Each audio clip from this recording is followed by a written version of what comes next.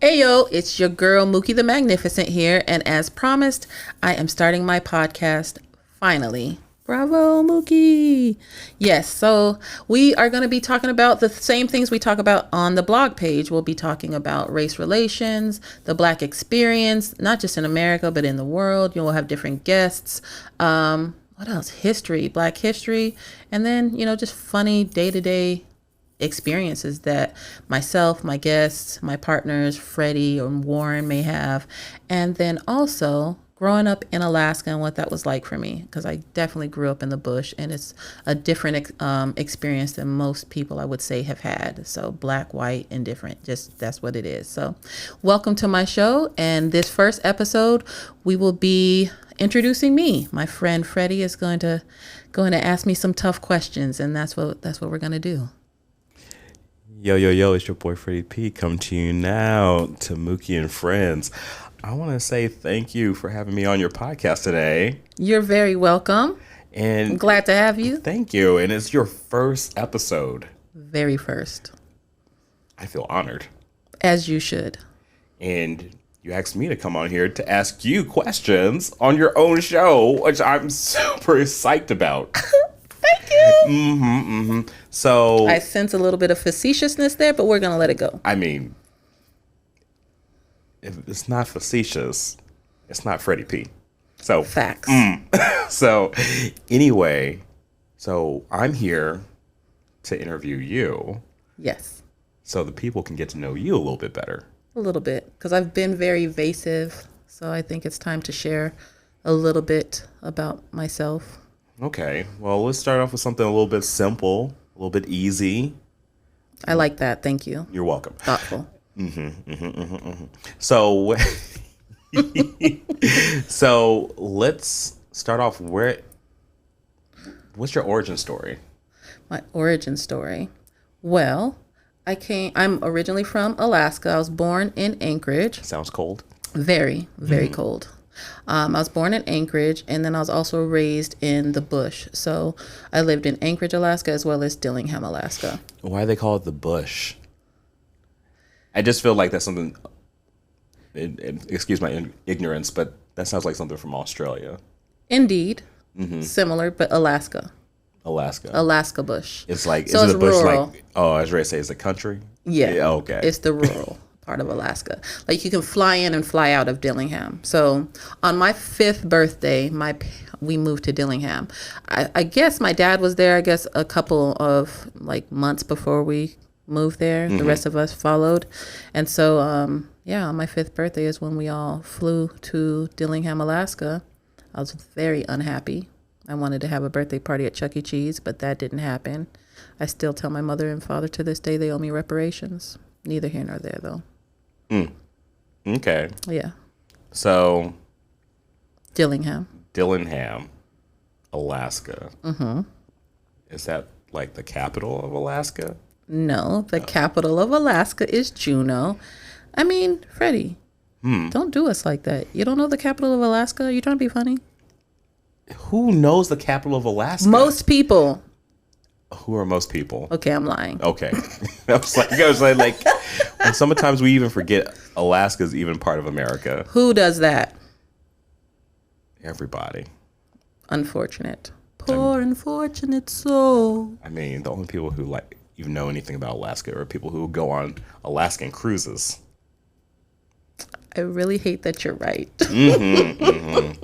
Exactly. You know how many people that I meet, I want to go on an Alaskan cruise. Where should I go? I get that often. I'm sure it's beautiful. It is beautiful. Okay. So Juneau is the capital of Alaska. Are there any Black people besides you and your parents? Are there any Black people in Alaska? You just ruined my joke, because when people ask me that, I always say no, because I left. And you said besides you and your parents. So that just ruined my little ching. Well, I guess that ends the podcast. I could go if I'm ruining your life. You are, but no big deal. Okay. I want you here with me, Freddie. Thank you. So, yes, there are. What really brings the majority of the black people that are in Alaska there is the military. So Alaska has, now it's a joint military base, but back then it was, the Air Force base and then the Army base, but now they are conjoined. There's a small Navy presence up there. There's Coast Guard. But yes, the military is really what brings or takes people to Alaska. Mm-hmm. And then, you tell your friends and family and, hey, you can make good money up here. And people just trickle on up to Alaska from the lower 48, what we call it, the lower 48. Okay. And they move up to Alaska and they, dig in and they enjoy it. My parents are still there. And my younger brother. Right. Oh, do you go often? Oh, actually, another younger. No, I do not go often. The last time I was in Alaska was in 2018. Yeah, that's close enough. Right. As often as. And before that, 2013. So, some years pass.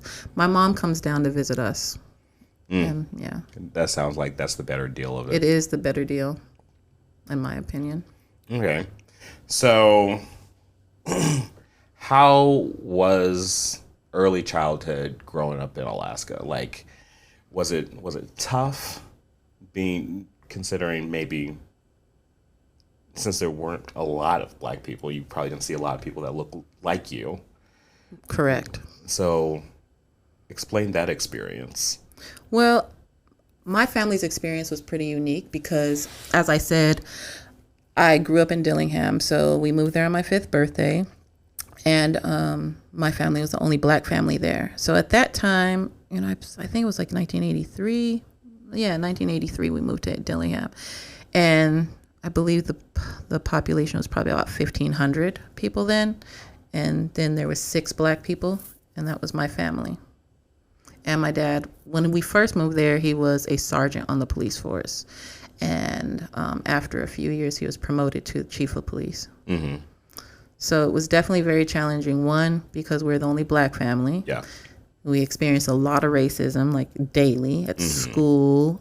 First time I was called the N-word. I was walking into a grocery store with my dad, and they used to have this in the entryway. They had benches because in Dillingham, a lot of people, at that time had transportation challenges, right? So, take a lot of taxi cabs, things of that nature, because, to get a vehicle to Dillingham, you have to put it on a barge. It's quite expensive, so on and so forth. So in the entryway of the grocery store, people can sit and wait for their cabs, right? But then it was also kind of a hub for people that were drunk. There's a lot of alcoholism in the bush in Alaska. So there would be a lot of drunk people, it's kind of piled up on the benches, and we're walking in, and this man, he had no fingers. Oh my God, this story. He had no fingers. He had gotten frostbite, right? So he had no fingers, and I have to say this part of the story because it's important. Okay, it'll be important once I finish the story, Freddie. So anyway, he called my dad, like he said his whole name, Ralph Taylor, and you're an effing N-word, right? And so we were all startled. I had never heard that word before. I was only 5, and so hearing that and then seeing my dad's, whole body language change. Yeah. That really, that I knew it was wrong. And I knew I couldn't, don't say anything because I was about to ask what's that about? And my brother, kind of grabbed my hand and, basically shut the hell up type of thing. But then we went and did our shopping, and we come back out, and he's apologizing, for calling my dad that, because he called my dad that, and he also said, your kids are also, effing N-words, right? So, my dad so he's apologizing. So my dad was showing the utmost professionalism, because I'm thinking, why we don't, body slam this guy? I'm a kid, whatever. And so we're walking out, and so he apologizes, and he's digging in his pockets, to get some money out. So he's trying to give us money for, for calling us racial slurs. And so my dad's like, no, we don't need your money. We don't need your money. But Mookie took the money. That was my first opportunity for reparations. But I slid it right in my pocket. It was a $50 bill, y'all. And I had to sit on that for I was only 5. I had to sit on that for a long time. I want to say a whole year. I had to keep it hidden because I can't just pull out a $50 bill at the store. with my parents.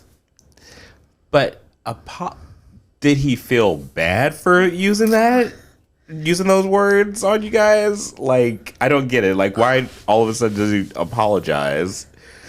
Was he? Because usually people who use those words don't feel bad about using those words. Right. I don't so know. why do you think he apologized? Good question. I don't know. I was really just focused on that cheddar.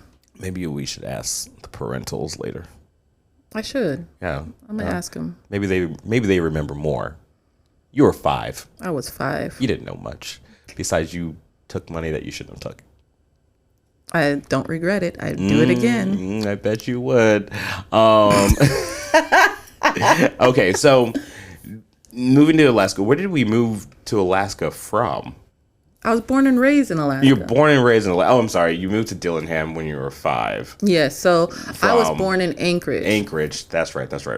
Where are your parents from? My dad is from Henning, Tennessee, where Alex Haley is from, and my mom is from the west side of Chicago. Never mind. I was going to ask a question, but Please do. I don't want to do that to myself. Please do. Who's Alex Henning? Haley. Who's Alex Haley? You see, that's exactly why I don't know. I should know who that is, shouldn't I? I bet you know who wrote the Twilight series. I don't. Okay, good. Well, Alex Haley wrote Roots. Let's have a pineapple. Let's have 2.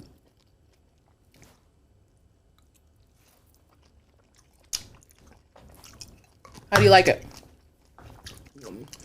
It's strong. Moonshine. It's pina colada moonshine. I get that. I really do. I like sharing is caring. So, I'm a giver. You see, I knew I was going to get in trouble for asking a damn question. There's an Alex Haley statue here in Knoxville, Tennessee. I'm going to take you by there. Okay. Unfortunately, it's here in Knoxville, Tennessee, but I'll take it. Knoxville actually has some pretty rich Black history. That's hard to believe, but I believe you. I love that you share my disdain. For here? That's fine. So, as a kid, did you get a chance to visit Chicago? Because I feel like that's where you really get the Black experience. Absolutely. My mother was a visionary, or when I was younger, she was very, very, I'd say she forced my dad's hand because she went and got herself a job at an airline there, a small airline that flew out. It was called Mark Air. It's no longer in business. And so she got a job as a ticket agent at Mark Air. So we would have flying benefits. And we would fly to Chicago every summer, with the exception of like 2. And we'd spend our summers in Chicago. So yes, the Black experience really happened for me in the Chi. Mm-hmm. So double dutching, block parties, playing in the fire hydrant, going to the candy lady's house. Okay. Seeing, gang activity in the 80s. Popping open fire hydrants. Yes. I didn't get to do that though. I just got to enjoy the fire hydrant. My granny wasn't playing any of that. Okay. So your life was like Crooklyn. Yeah. Mm-hmm. Except they were from the city and they went to the country. I was from the bush and I went to the city. So reversal. Okay. So Alaska. Chicago. I have family down here, like I said, but we didn't really come here that often. We only came down here a couple times when I was little. Mm-hmm. So most of my experience, like with my Blackness, came from Chicago. Mm-hmm. Mm-hmm.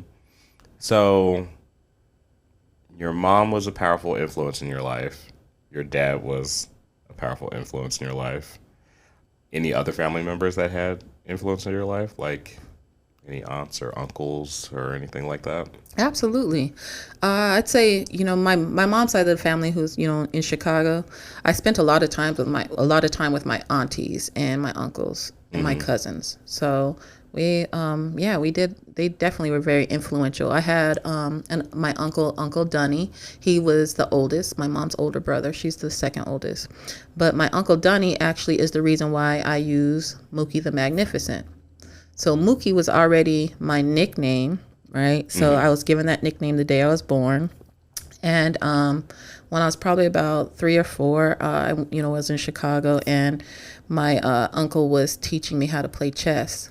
And I was telling him one of my mini stories. I used to love to tell stories all the time. And he liked the vocabulary that I used.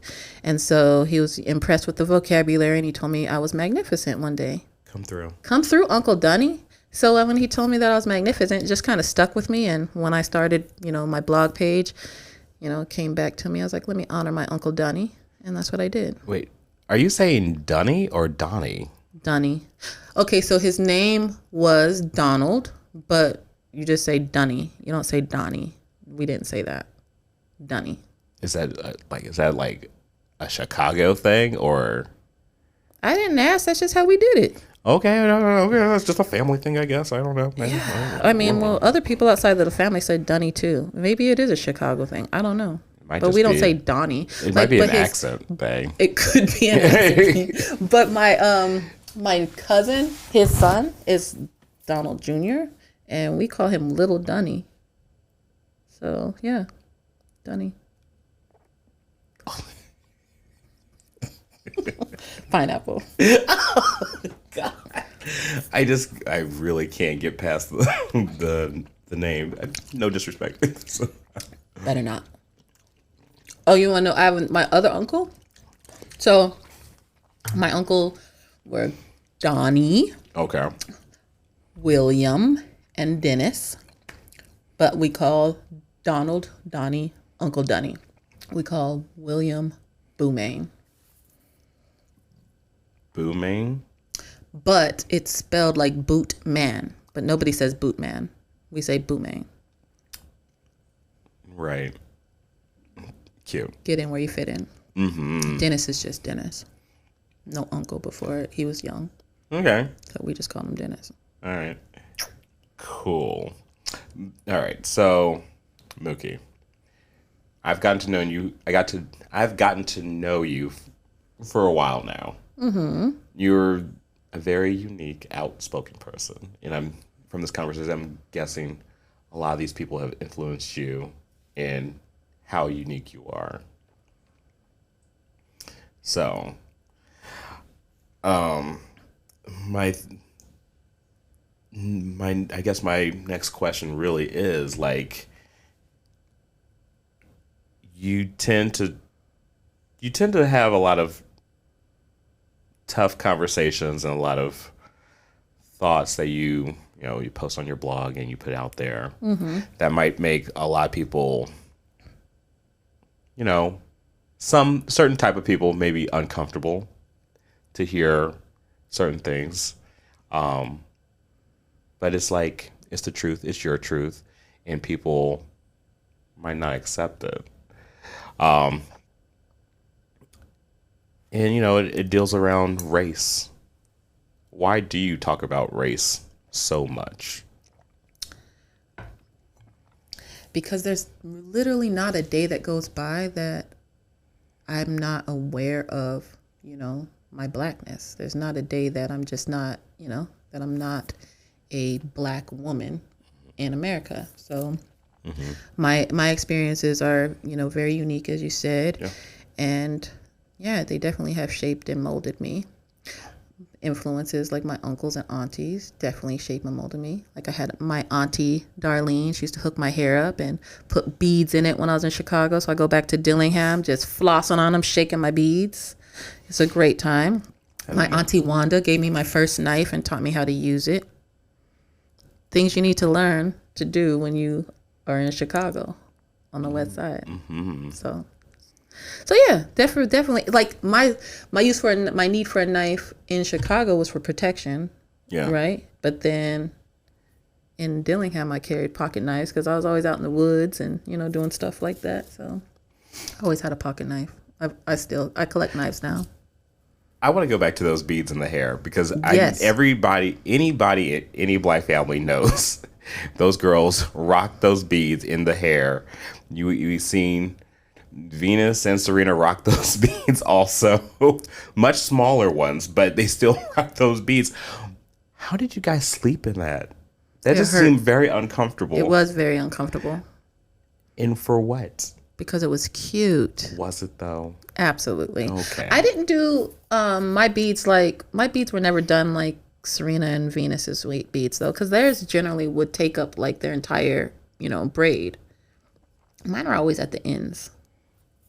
It feels like when Shake them. like when you shake your head, it's like it's just gonna Just, hit you. yeah, it was a great time though. You have beads, you shake them. Golly, thank God. Thank God they're not gonna come back. Don't worry, they're gonna come back. They're back already. Are they? Yes, you just haven't I'm been around sorry. children. Matter of Ew. fact, I'm gonna get some beads put in my hair. Ew, children. I actually had some wooden beads in my hair. I had gotten some extensions last summer. I had wooden beads when I went to Jamaica. Oh, So it was a okay. great time. In Jamaica. So I put I got the braids done here. So you had like a Stella's got a groove bag type of situation going on. I did. Gross. Anyway. Back to like talking about race and, certain things that people might not agree with.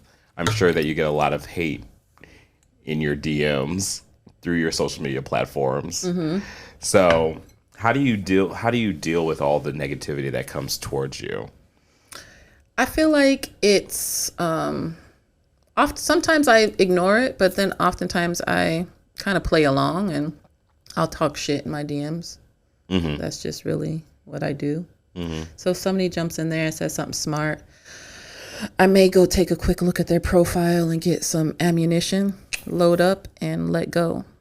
Okay, so you get your rocks off by going after these people that come after you. Often. Mm-hmm. But the new year, new me. I'm just trying to protect my peace at all costs and not engage as much.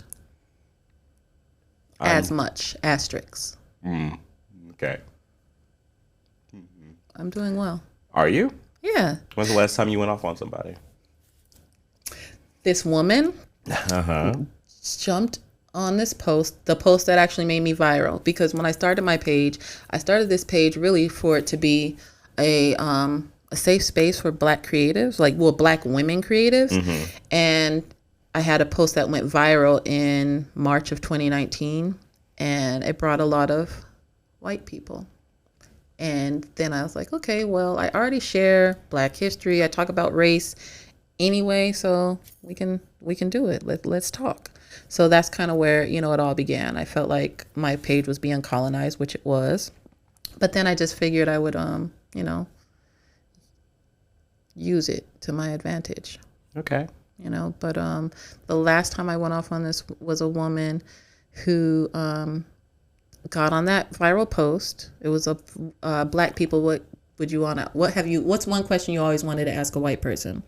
And this white woman jumped on there and she just kind of started using AAVE incorrectly. Like it just sounded stupid. Like she was trying to make fun of, Black vernacular. Okay. And I didn't like it. And so I didn't like what she had to say. Oh my goodness. I'm about to do this to myself again. AAVE. Oh God, guys, please don't. Okay. I didn't know this was going to be an emotional episode. What is that a word or is that like AAVE, African American Vernacular English.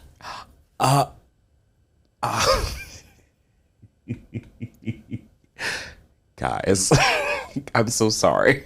As you should be. I'm so sorry. No one's ever used that with me before.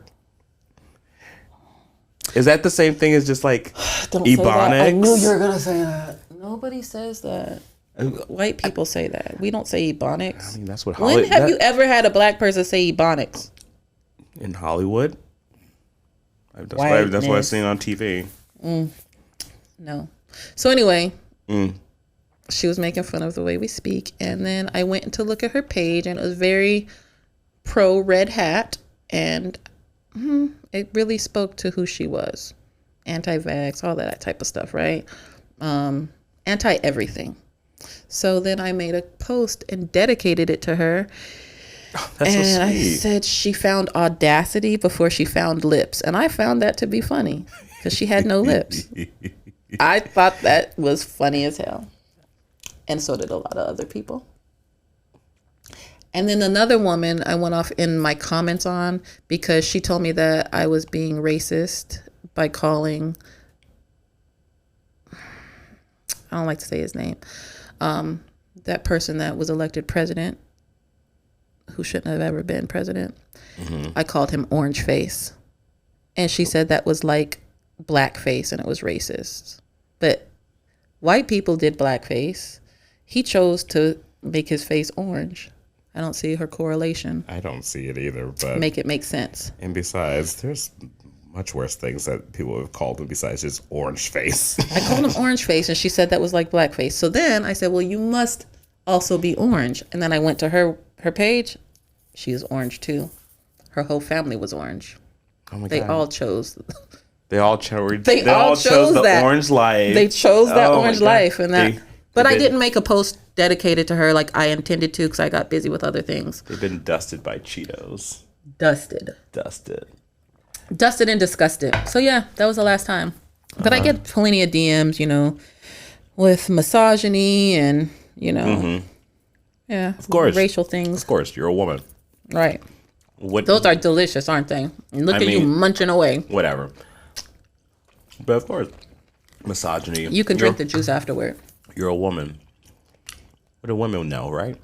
What do we know? What do you know? Absolutely nothing. You're not a man. Right. So. I have nothing to add. So it seems like you've had a really huge journey. Growing up, taking life experiences, and really using that to find your voice and really putting out there things that people should definitely hear, things that they don't get to hear probably, on the regular, things that they probably don't learn in school, probably things that people sweep under the rug that they don't get to see on television or in the news. So because there's a lot of misinformation out there that certain people like to really just grab onto and take that as their 100% truth and follow that one person that's like, oh, that's my hero. Everything he's saying has to be true. Right. And nothing else is going to deter me from that truth. Right. And that is quite dangerous out there in the world today, especially here in America, where people like us deal with so many setbacks and obstacles, even in regular life, just the basic things. So, but and what is going to be great about your show is having these conversations and you having your different guests having these different discussions and their experiences. It's going to really be quite enlightening for others and your listeners. Right. Yeah. But yeah. I think so. I mean, that's really what pushed me to finally do this because I'm very much so an introvert. I like to stay in my cave and not put myself out there. So this is definitely, me putting myself out there is challenging. I did not want to do this, but, I've been getting pushed by some great people that, think I should, share more of my story and, have these conversations. And it's not hard for me to have these conversations, It's really natural for me to discuss race and, sex, class, anything, all of the isms is not really challenging for me to, discuss. So. Yeah. But is the challenge right now is the fact that through, you know, being Mookie the Magnificent, has always had a voice but never a face. True. And now you're entered a new chapter where she's no longer faceless. Ta-da. She's out there for the people to see. Mm-hmm. How is that making you feel? Anxious a bit, but, you know, slow and steady wins the race. I'm not, you know, I can't say that I like it at all. I don't like it, honestly. Your eyebrows look amazing, by the way. Why, thank you. Mm-hmm. That'll be another discussion later for you guys. I think there should be a segment where I'm just literally going off on you about just don't. about the whole eyebrow debacle from last time. I did not want my eyebrows to look like that. Like what? We're not going there. Okay, that'll be another episode. That would be like an extra. It will be an extra. And I know people will understand what I was saying. Mm-hmm. I'll get you canceled real fast. I hate you so much. But anyway, this has been a really good conversation, a real good introduction to you. Is there anything else that we probably didn't touch on that you want the people to know? Oh, you know what? People always ask me why my name is Mookie. I was named Mookie on the day I was born by my dad. It's an odd story to tell, actually, because, well, I'll just share. So my mom pushes me out. Doctor is a white man, right? Mm-hmm. Right? I know where this story's going. So I come out and he catches me and I'm moving around, you know, screaming or whatever. I came out lively. And so he says, oh yeah, he looks at my dad. He's like, congratulations. You've got a beautiful little monkey on your hands. Yeah. Ralphie T was not down with that. Uh-huh. That's all you got. Uh-huh. Right? Mm-hmm. So my dad got really upset and he's like, don't call my baby a monkey. And then he said, that's my little Mookie. So that's where it came from. So, I've been Mookie since the day I was born because a white man called me a monkey. I don't know, because I've met other Mookies, mm-hmm. and their origin story is nothing like mine. Mm. So I don't know, but yeah, I mean, I can't say. I mean, Mookie is kind of a common nickname in our community. I guess. You ever met any other Mookies? I have a nickname that I was given at birth. What is it? Newbie. Newbie? Mm-hmm. Like straight out the womb? No. Means African prince. Oh, newbie, like N-U-B-I. Mm-hmm. I thought you were like newbie, like you don't belong. How did you? How'd you get here? Give my mother a little bit more credit than that. Well, I didn't know it was your mother who gave you the nickname. I'm thinking it was siblings that didn't want you. I don't have any siblings from my mom's side. Oh, I was gonna say you definitely have siblings, unless you're lying. No. My dad had other kids. I love how you blink through what you want to share. How do I say it without being me? Just be you. Mm-mm. Talks with Mookie. Oh my goodness! If someone shares this with my dad, he's gonna feel some type of way about it. So there's this picture that I'm gonna share on my page, and it was when my dad got remarried, right? Because him and my mom split up when I was 13, and I think their divorce was final like when I was 14 or whatever. So he gets married when I was 15. And I wasn't happy about it, but I was really unhappy about what they put me in. It was the most hideous dress I have ever seen. It made me itch. It was hunter green, right? And then it had like this collar. First of all, it was 3/4 sleeve. 3/4 sleeve. It was like a Little House on a Prairie dress. Wait a minute. How old were you? 15. 15. In a Little House on a Prairie dress. Wait a minute. With 3/4 sleeves. Wait a minute. And a doily collar. What year was this? 94? There you go. Nothing was cute Absolutely then. Nothing was cute then during that time. Yes, there was a lot of cute things. No. No. Well, I was very I upset. feel like the early 90s were still trying to make it out of the 80s. So, but this Especially picture, black people. there's great fashion. I don't know what you're talking about. Not for kids. Well, I wasn't a kid. I was 15. Kid. Teen.